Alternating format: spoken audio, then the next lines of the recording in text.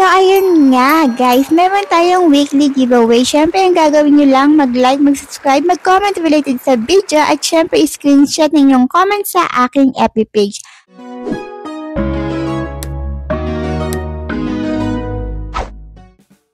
Hello everyone! For today's video ay magbibigay tayo ng update dito kay Papaya Apps. Hiring sila, babae ka man o lalaki. Ba't kailangan dito may agency ka? Kasi by agency ang salary mo. Ang gagawin mo dito is mag-live ka ng 3 hours a day, 22 days a month, 1 yung basic salary mo, so walang audition. Ang kailangan mo lang ay syempre meron kang agency. Ulitin ko, wala akong agency dito, hanap na lang kayo ng pwede nyo maging agency.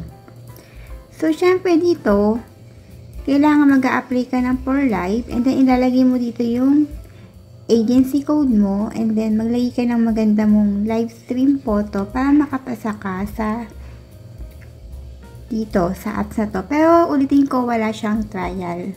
May basic salary na siya. Syempre, iba pa yun, ma-receive mo na gift kung may gifter ka.